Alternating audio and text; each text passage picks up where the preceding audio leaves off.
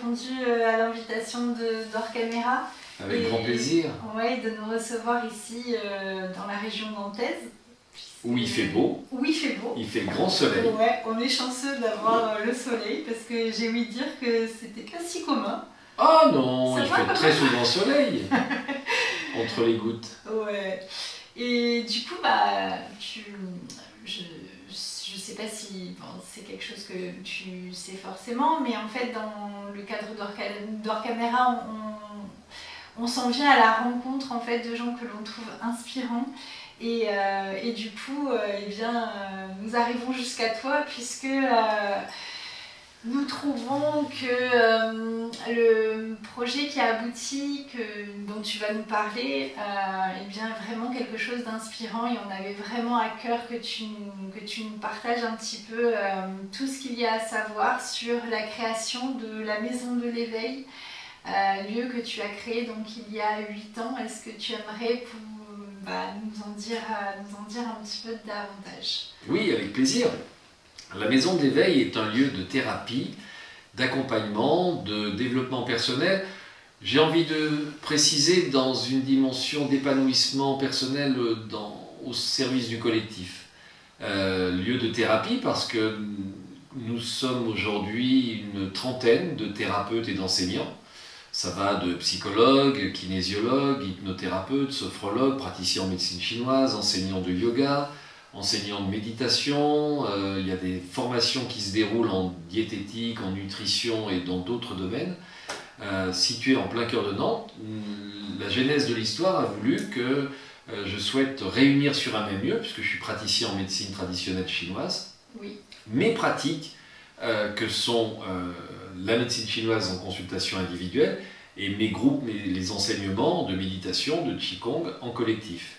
Et dans un même temps, il me semblait impératif et nécessaire de réunir aussi d'autres pratiques, kinésiologie, hypnothérapie, sophrologie, psycho, etc., pour nous permettre toutes et tous de croiser nos regards, nos éclairages et d'échanger, le cas échéant, si nécessaire, dans des parcours qu'on développera peut-être un peu plus loin dans cet entretien. Oui, justement, j'y viens parce que en fait, ce que moi, ce qui a attiré mon regard sur le lieu et dans ce qu'on a pu partager en dehors de l'interview, c'est justement le fait que toi, tu sois un petit peu le coordonnateur aussi de tous les corps de métier et tous les outils thérapeutiques qui sont proposés et que justement, tous ces outils peuvent être mis en union de force pour aider justement le patient, la personne qui est sur une voie de guérison. Et ça, je trouvais que du coup, ça c'est vraiment la particularité de ton lieu, du lieu que tu as créé, parce que voilà, bien souvent, on peut voir des centres de bien-être où on peut trouver sur le même lieu différents praticiens, mais pour autant, c'est pas forcément dit qu'on puisse tous les consulter et qu'il puisse y avoir comme ça une coordination jointe.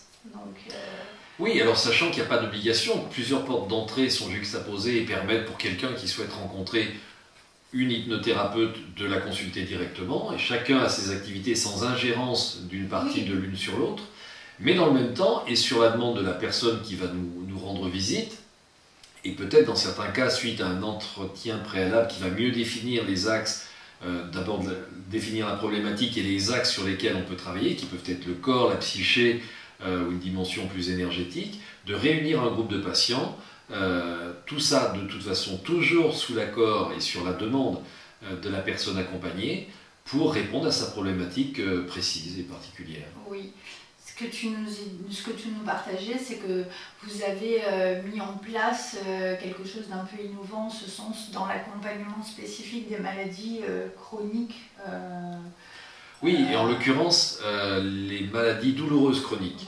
Voilà. D'abord, dans un cadre où on sait que 80% des maladies aujourd'hui sont des maladies d'ordre chronique, c'est-à-dire qui perdurent dans le temps, et où la médecine allopathique, malgré tous les miracles qu'elle peut faire, n'arrive pas à bout de ces maladies pour un certain nombre de raisons, parce qu'elles sont multifactorielles.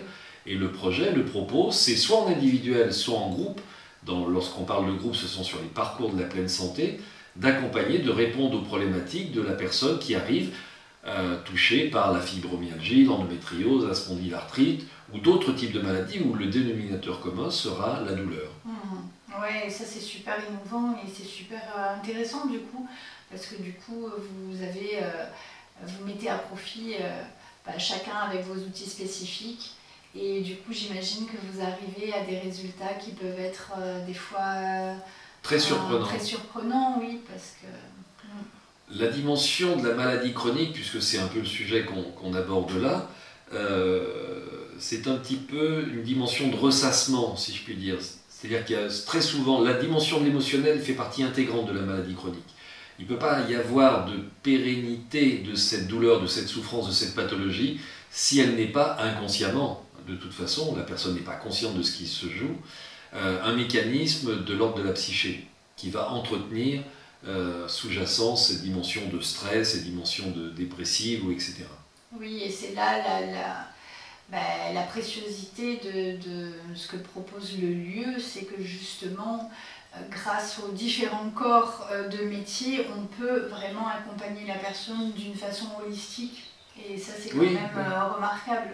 Voilà. Ah, on est composé d'un corps, de mental, d'émotions, et puis la dimension de la joie qui est trop souvent occultée dans les parcours de santé traditionnels, si je puis dire. La joie est un élément déterminant dans la réussite d'un processus qui nous amène vers la guérison. Oui. Ouais. Oh oui. Oui, c'est sûr. Bah oui, la joie, c'est quelque chose qui est à cultiver et qui n'est pas forcément facile de cultiver tout le temps. Mais c'est vrai que c'est une des réussites de la guérison. Mais en quoi la joie est amenée du coup dans cet accompagnement? C'est par l'interaction de tous les thérapeutes? Je crois que chacun d'entre nous avons cette responsabilité en tant qu'accompagnant, thérapeute ou enseignant, de toujours la dimension de tu dois, il faut est quelque chose qu'il faut éviter au maximum. On fait toujours de son mieux, donc la dimension du tu dois, il faut est peut-être extrêmement culpabilisante pour la personne qui par exemple souhaite et devrait arrêter de fumer, mais n'y arrive pas, puisque chacun fait de son mieux et on est face à des problématiques où, ma foi, mettons de la joie au milieu de tout ça, et si reprendre un carré de chocolat au milieu d'un régime peut apaiser et se permettre de maintenir le cap, va pour le carré de chocolat. Ouais, d'amener un peu de légèreté aussi. Voilà. Oui, c'est un peu ça. Dans le processus de guérison. En tout cas, du coup, tu proposes ce lieu à différents thérapeutes et on a eu la chance hier du coup de voir un petit peu un atelier qui se proposait d'olfactothérapie, oui. Qui était proposé pour le laboratoire d'Eva, qui a été effectué par Gabrielle, que l'on salue si elle nous regarde. Coucou Gabrielle. Et du coup, on va vous montrer quelques images pour vous montrer un petit peu le lieu, vous faire découvrir l'ambiance qu'il peut y avoir au sein de la maison de l'éveil. Et c'est parti pour regarder quelques petites images. C'est un accident, un très bel accident, du coup tu ne sais pas trop comment te positionner dans la logique. Après, tu as eu de l'amour ou pas? Pardon? Bel accident, tu avais de l'amour intéressant, plutôt positive. De tes parents. Tu étais aimée par tes parents? J'ai jamais eu un je t'aime. Par mes parents, c'est clair. De l'attention. Oui. Tu vois, c'est là-dessus pour ça que je disais, moi aussi je laisse ça, mais soit tu travailles dessus et tu fais ton cheminement, soit tu dis c'est arrivé, mais alors après moi la différence c'est que j'ai été aimée, j'ai jamais manqué de rien et voilà. Ah oui. Donc non, mais jamais manqué de rien, et ça ce qui c'est est sûr. J'ai jamais manqué de rien. Ouais. Mais du coup moi maintenant j'en ai pris le parti de dire que c'est ça. Voilà, vous avez vu un petit peu les coulisses de la maison de l'éveil et ce qui peut se proposer, entre autres, c'est pas que, mais il y a plein d'autres choses qui sont proposées en ce lieu. Et avant de poursuivre, j'aimerais que si tu le veux bien, que tu nous parles un petit peu de ta rencontre avec la médecine chinoise. Comment ça a eu lieu cette rencontre? Parce que c'est vrai qu'en apprenant à davantage te connaître, tu es un homme qui a eu plusieurs vies en une vie. Et tu n'as pas toujours été praticien en médecine chinoise. Donc, est-ce que tu aimerais nous parler un petit peu de ce changement de vie, enfin de cette rencontre La rencontre avec la médecine traditionnelle chinoise est une rencontre extrêmement joyeuse, sur un fond très turbulent, voire même extrêmement douloureux. Disons en résumé qu'auparavant ma vie était plutôt, même totalement orientée dans la dimension de l'entreprise, de la création d'entreprise et du développement. Et les aléas de la vie, les accidents de vie qui m'ont fait trébucher, moi et mes proches, à plusieurs reprises, m'ont amené à regarder peut-être en dehors de la médecine allopathique, la médecine conventionnelle, qui, à mon sens, n'apportait pas toutes les réponses, elle faisait de son mieux, mais n'apportait pas toutes les réponses aux problématiques que je rencontrais. Et je l'ai rencontré, la médecine traditionnelle chinoise, d'abord en tant que patient, sur la table de massage, et avec des résultats qui étaient assez inespérés. Et puis j'ai souhaité, pour l'un de mes très proches, étudier plus avant la médecine chinoise, sans pour autant avoir le souhait de devenir praticien en médecine chinoise, simplement pour explorer une voie différente, une voie venue d'Asie, qui apportait un autre regard, et sans doute d'autres solutions que celles que préconisées par la médecine allopathique. Et de fil en aiguille, je suis devenu praticien en médecine traditionnelle chinoise au fil des années d'études. Je dois être à peu près à 9 ans d'études maintenant, puisqu'on considère qu'on est toujours des étudiants à vie, quel que soit le domaine de pratique d'ailleurs. On a toujours à apprendre, on doit toujours compléter nos formations. Donc c'est ainsi que j'ai rencontré un univers totalement merveilleux, totalement novateur, même s'il a plus de 2500 ans d'existence, qu'est la médecine traditionnelle chinoise. Ouais. Et après, donc à la suite de ça, tu es praticien, tu pratiques, et qu'est-ce qui fait que l'envie naît de créer la maison de l'éveil? Comment ce projet se met en place? Comment tu le vis? Comment tu arrives à le réaliser? Ça me semblait être une nécessité, puisque en consultation individuelle, j'avais le sentiment, comme tout un chacun dans la dimension de la consultation individuelle, d'être un peu comme un mécanicien de stand qui reçoit un patient, une personne qui arrive avec une problématique à résoudre très vite parce qu'il doit repartir dans le flux incessant, un peu comme le hamster qui tourne dans sa boucle. Et donc il me semblait, et j'en ai eu confirmation au cours de ces 8 années de la Maison de l'Éveil, et une évidence, de proposer un lieu, terre d'accueil, où on peut s'isoler, on peut s'extraire un petit peu du flux urbain, qui est quand même globalement assez maltraitant, assez malveillant pour nos organismes. Et puis, le deuxième regard, c'est sur le même endroit d'avoir des consultations individuelles et des pratiques en groupe. Ça me semblait impératif de pouvoir naviguer de l'un à l'autre. L'énergie et les transmissions et les enseignements de l'un à l'autre sont fondamentalement différentes et complémentaires. Et puis, et surtout, c'était d'apporter d'autres regards que le mien en complément. C'est ce qu'on évoquait précédemment. Le regard d'un psy, le regard d'une hypnothérapeute, d'une kinésiologue va apporter un complément d'information à ce que je peux déjà déceler préalablement. Et c'est vrai, cette transitivité dans tous les sens de la problématique. Oui, alors c'est vraiment comme un chef d'orchestre quand même qui est au centre et qui... Parce qu'au-delà de tout ça, c'est quand même une sacrée aventure humaine que de collaborer tous ensemble en un même lieu. Et enfin voilà, c'est... Oui, c'est la dimension humaine dans toute sa splendeur.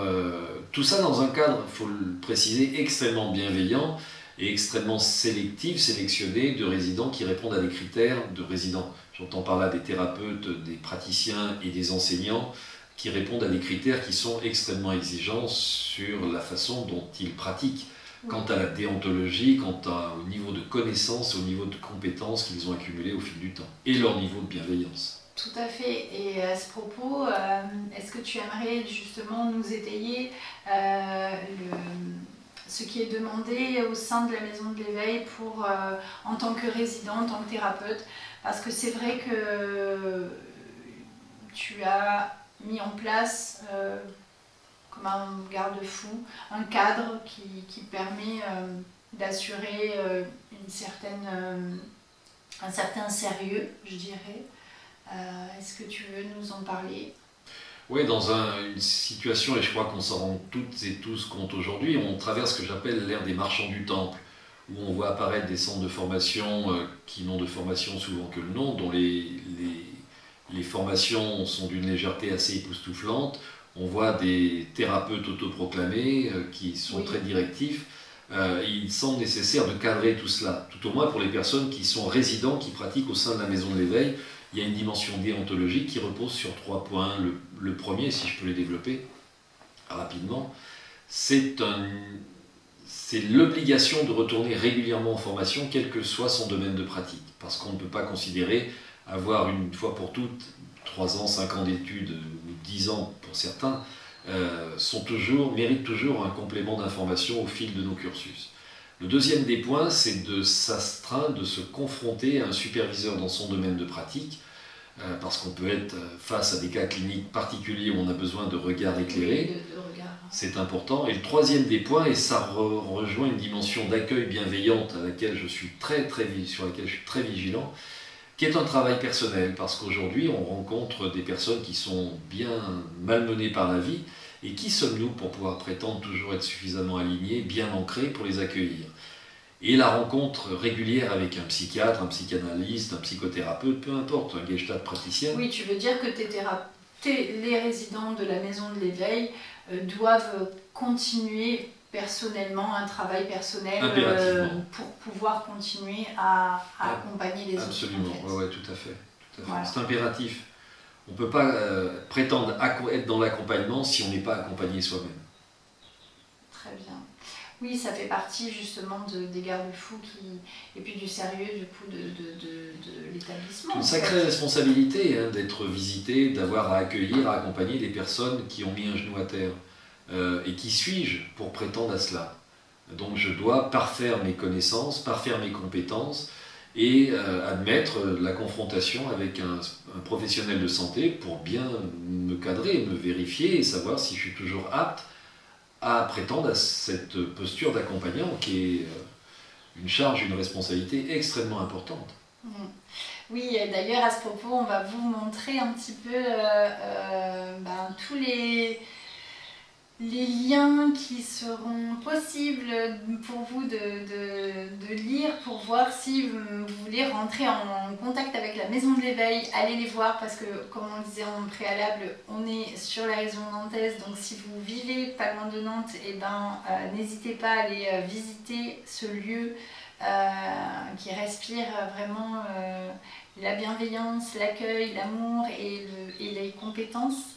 Et du coup, voilà, on va vous mettre en barre ici d'infos toutes les informations pour que vous puissiez vraiment rentrer en contact. Et si vous n'êtes pas de la région nantaise, pourquoi pas aussi visiter les chaînes YouTube avec toutes les capsules qui vont préalablement être bientôt sortir, où tu nous présentes un petit peu tout ce que vous pouvez faire aussi là-bas. Donc voilà, regardons ça.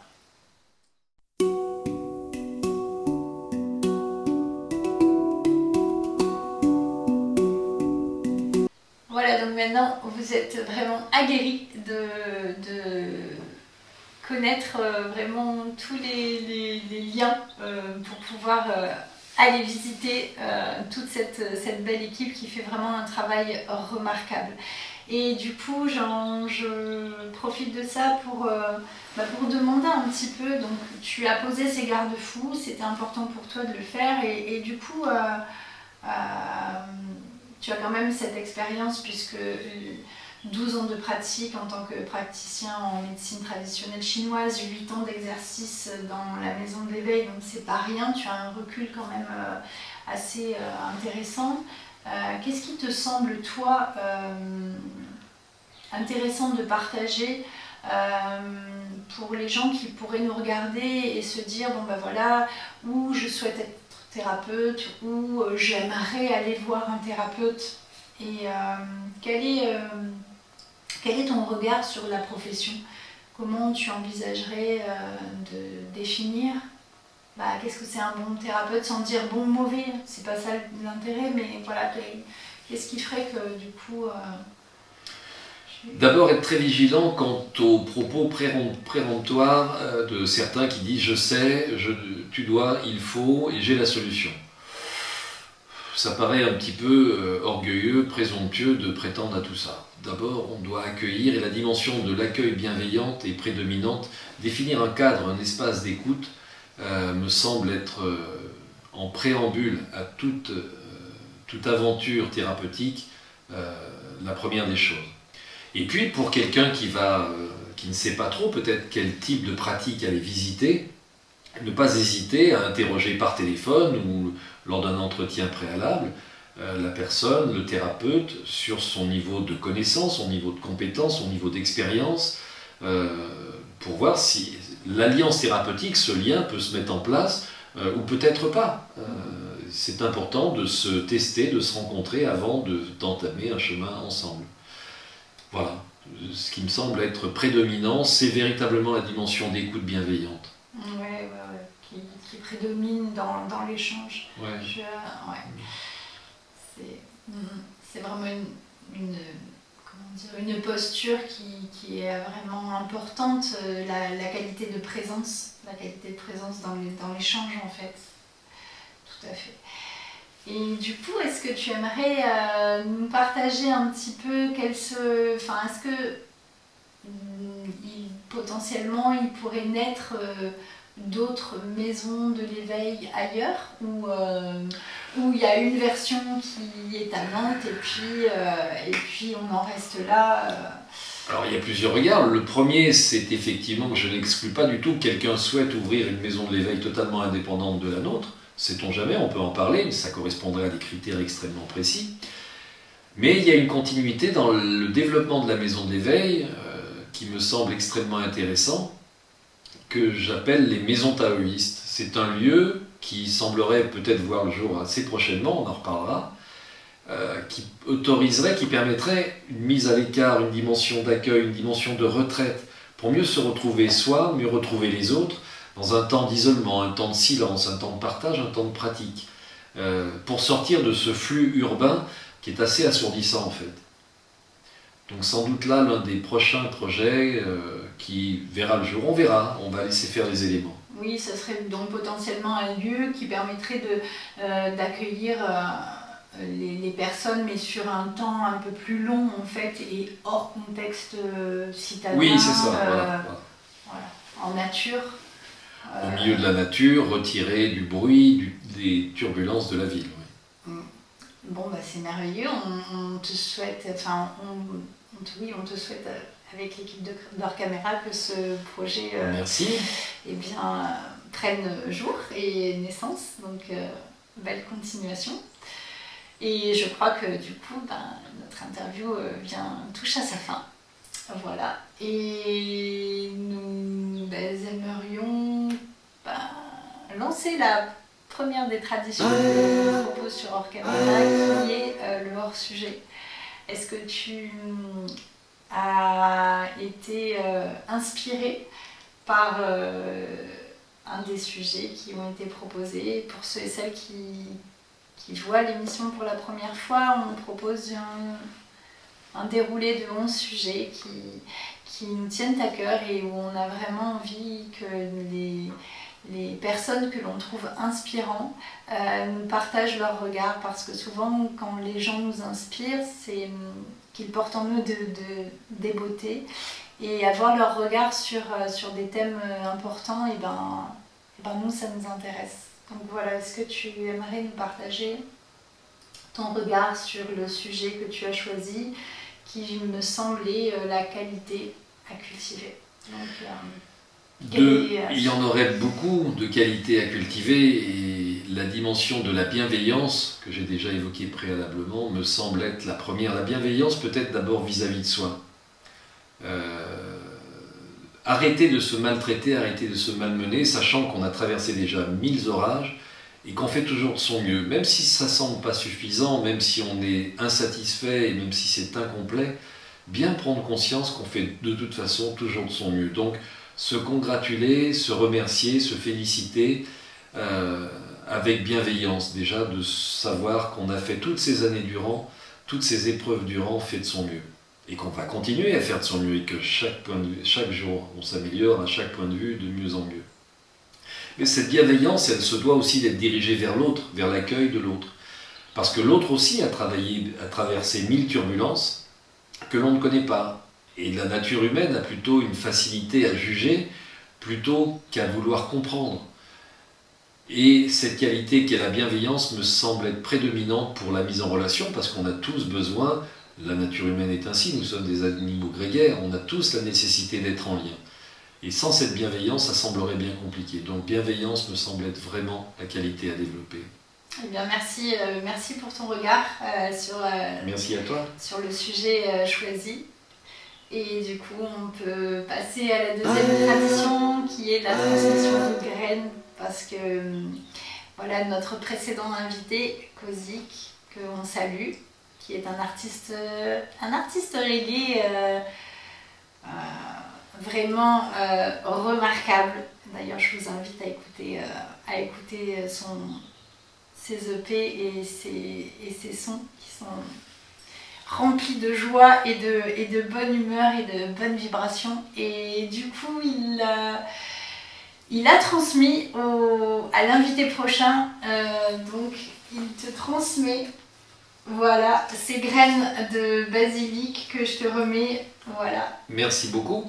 Et qui vont aller trouver leur place dans le potager taoïste. Ben, merveilleux. C'est une belle fin pour des graines de basilic. La fin étant un début, c'est le cycle d'engendrement. Tout à fait. Et du coup, des futurs plants de basilic au sein d'un jardin taoïste, je crois que c'est quand même une belle histoire qui s'annonce. Ouais. Hein, c'est le début de la fin du début. exactement. Et c'est sans fin. Et voilà. Et de mon côté, je souhaite proposer à la prochaine ou au prochain invité des graines d'amour de citrouille. Très bien, merci. Est-ce qu'elles ont une histoire, ces petites graines de citrouille? Ah, il y a toute une symbolique, oui, elles ont une histoire, bien D'accord. sûr, parce qu'elles me viennent de Guillaume, qui se reconnaîtra s'il regarde la vidéo, qui est un agriculteur de la région nantaise, qui m'a transmis ces graines. Et la dimension de la citrouille, c'est parce qu'il y a cette symbolique avec Cendrillon de transformation, de petits ronds, de citrouille qui devient un carrosse.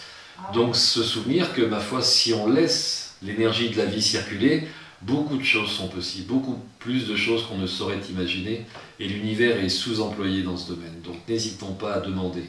Très bien, eh bien écoute, au prochain ou à la prochaine, nous transmettrons ces magnifiques graines de citrouille et dans l'espoir qu'elles se transforment en un joli carrosse qui va mener à des rêves merveilleux, n'est-ce pas?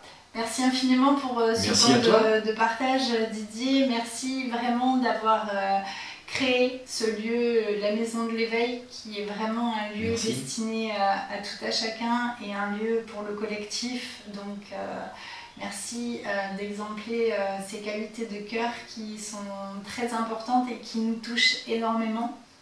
Donc merci infiniment et merci pour ce temps de partage. Merci à toi. Et on vous remercie à tous d'avoir été parmi nous durant ce petit temps. On vous retrouve pour la prochaine de Hors Caméra et on vous dit à tout bientôt. À tout bientôt. Bye bye.